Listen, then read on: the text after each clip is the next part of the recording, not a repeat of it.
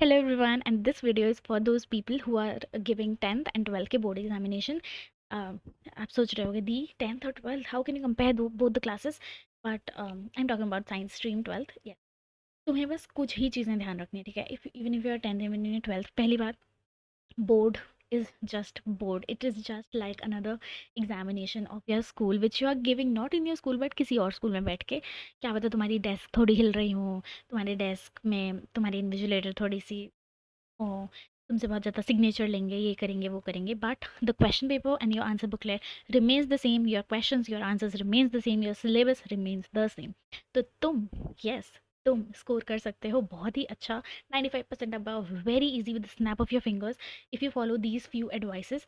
तो make sure एक copy pen लेके बैठो और इन वीडियोस को, इन टिप्स एंड ट्रिक्स को अच्छे से नोट करो, इनको फॉलो ज़रूर करना, देख के छोड़ मत देना, otherwise nobody can help you. But yes, पहली चीज़, सिलेबस कंप्लीट नहीं हुआ है अभी तक, जाके करो.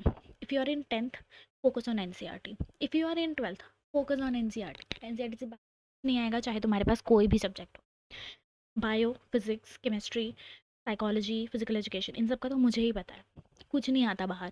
10th में हो तब भी साइंस में एक एक रिएक्शन तुमसे वही पूछेंगे जो तुम्हारी एनसीईआरटी टेक्स्ट बुक में गिवन है. तो why are you not doing that? Go do your NCERT first. Second thing, NCERT exemplar. NCERT exemplar करना बहुत ज़्यादा ज़रूरी है, specially for class 10th students. तुम यहीं पर अटकते हो, तुम एक बार एनसीईआरटी एग्जाम्पलर की बुक खोल के देखना, तुम्हारे लिए फिर सब देखा दिखाया क्वेश्चन हो जाएंगे बोर्ड एग्जामिनेशन में. 12th वाले तुम भी ये बहुत अच्छे से कर सकते हो, and you can actually be ahead of all the 90% of your class by just doing one extra book, and that is NCERT exemplar. तुम चाहे नीट के लिए प्रिपेयर करो, जे के लिए प्रिपेयर करो, it will help in that too. Okay. Then next is syllabus complete हो गया. Then your NCERT back exercises, वो सब तुम्हें बहुत अच्छे से गॉन थ्रू होनी चाहिए. 10th वाले बच्चे, मैथ्स में सर्कल्स का चैप्टर, एनसीईआरटी से बाहर एक भी क्वेश्चन नहीं आता, सेम वही क्वेश्चन आते हैं. उसके साथ साथ कुछ रेफरेंस बुक्स तुम फॉलो कर सकते हो, जैसे कि R S Aggarwal, R D Sharma, ये सब फॉलो कर सकते हो. Yes, science में I used to follow that Lakshmi Singh, Manjeet Kaur. I hope I am saying the name right. Yes. And 12th में मैंने कोई रेफरेंस बुक्स नहीं करी थी, बस फिजिक्स के लिए S L Arora I used. Bio के लिए कोई भी सैम्पल पेपर, कोई भी एक्स्ट्रा बुक मैंने नहीं ली थी. केमिस्ट्री में नहीं ली थी. कुछ कोई भी लाइक प्रदीप, दिनेश वगैरह मेरे पास थी, पर मैंने नहीं पढ़ी क्योंकि नीड ही नहीं थी. तुम्हारे जितने भी प्री बोर्ड्स हुए हैं उन सारे पेपर को अच्छे से गो थ्रू करोगे, जहाँ जहाँ गलती हुई है उन्हें अच्छे से करोगे विद रिटन प्रैक्टिस. अगर तुमने ये कर लिया ना, believe me, you are scoring 90% above. क्योंकि तुम्हारा जो स्कूल का प्री बोर्ड का पेपर होता है, that is again very very oriented. तुम्हारे टीचर्स बेवकूफ़ नहीं है, वो बहुत अच्छे से मेहनत करके बनाते हैं वो पेपर. तो बहुत ही बोर्ड ओरिएंटेड होता है. And the last most important thing is sample papers. Go by any good sample paper book, Arihant, Oswal, कोई भी खरीदो, मुझे नहीं मतलब, सब में सेम ही कंटेंट होता है. एग्जाम आइडिया हो गया, कुछ भी खरीद सकते हो. बस सैम्पल पेपर में की बुक में जितने भी क्वेश्चन हैं सब बहुत ही अच्छे से कर लो. Trust me, you are going to score amazing, क्योंकि पूरा पेपर तुम्हारी उस सैम्पल पेपर की बुक में होता है. उसमें से ही क्वेश्चन निकल के बोर्ड वाले भी डालते हैं. मुश्किल से एक या दो क्वेश्चन ऐसे होते हैं जो हर साल वो नए क्वेश्चन डालते हैं, जो तुम्हारे पास किसी सैम्पल पेपर बुक में अवेलेबल नहीं होगा. फॉर इंग्लिश एज वेल, सिर्फ दो क्वेश्चन होते हैं जो तुम्हारा दिमाग टेस्ट कर, and there hardly of 3 to 5 marks. तो 94 तो तुम्हारे आ ही रहे हैं. तो just be very very concerned with your sample papers, क्योंकि सैम्पल पेपर सॉल्विंग अगर तुमने कर लिया अच्छे से, सैम्पल पेपर के सारे क्वेश्चंस कर लिए, चैप्टर वाइज करो, फिर उसके बाद पूरा फुल सिलेबस भी एक बार सैम्पल पेपर्स देख लो, that will really really help you a lot. Plus written practice time boundation के साथ.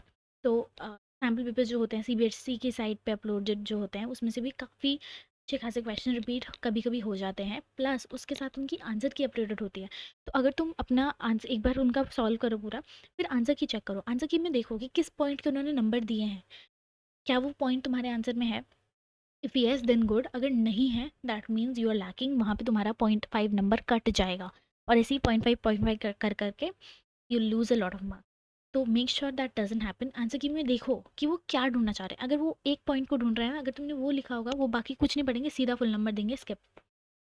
पेपर बहुत ही नीट एंड क्लीन लिखना शुरू कर दो, that will really really help you a lot. Underline करो थोड़ा सा, ब्लैक पेन तो अलाउड नहीं होता वैसे, बट यस अंडरलाइन करो, हाईलाइट करो पॉइंटर्स को।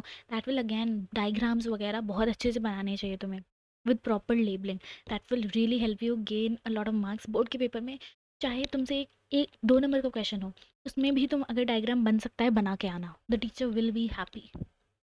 फिर चाहे तुमने एक छोटी सी मिस्टेक कर दोगे ना, they will be neglecting that just because of that one small diagram.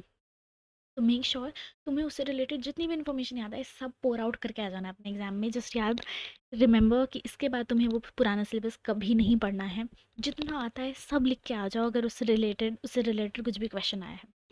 And last thing is your mind set. बहुत ही ज़्यादा शांति से पेपर दे के आना। एंड फ्रेंड्स वगैरह से डिस्कस मत करना, चीटिंग की कोशिश बिल्कुल भी मत करना। ट्रस्ट मी, उस टाइम पे सिर्फ तुम होते हो तुम्हारे साथ, nobody else really matters, and the one who actually believes in himself is the one who is the topper. I have scored 98.2% and I can give you the proof. Yeah, I have. But yes, तुम्हें actually में कोई मतलब नहीं होना चाहिए कोई क्या करके आया, कोई क्या पढ़ के आया, इसने वो बुक करी है, वो बुक करी है, doesn't matter. You have to believe in yourself, you have to believe in your preparation, you have to believe in कि तुमने मेरी वीडियो देख के सारी टिप्स एंड ट्रिक्स फॉलो करी थी, तो so you going to get amazing amazing marks and you are going to be the topper of your school, in fact the CBSE topper. You can be that one. बस जो मैंने बताया ये सब अच्छे से कर लो। ट्रस्ट मी, कहीं नहीं जा रहे तुम्हारे number. You will be scoring 100 on 100, 100%। Try करो किसी एक सब्जेक्ट में, जैसे IT सब हो गया, फिजिकल एजुकेशन हो गया, इसमें 100 on 100 ले आना। जो भी तुम्हारा 6 सब्जेक्ट है, अगर 6 सब्जेक्ट नहीं है, 5 सब्जेक्ट्स ही हैं, तो उसमें से एक में 100 on 100 ले आना। Everybody will be a fan of you for the next 3 to 4 months after your result. उसके बाद सब भूल जाते, बट येस उस टाइम के लिए it will be a golden moment of your life when you open the screen and your result shows 100 on 100 months. I, I, I just know that because I have scored that. Thank you so much for watching, follow these tricks and क्या कुछ और doubt है तो मुझसे पूछो। आई कैसे चले preparation वो सब बताओ, ठीक है। So all the best, thank you.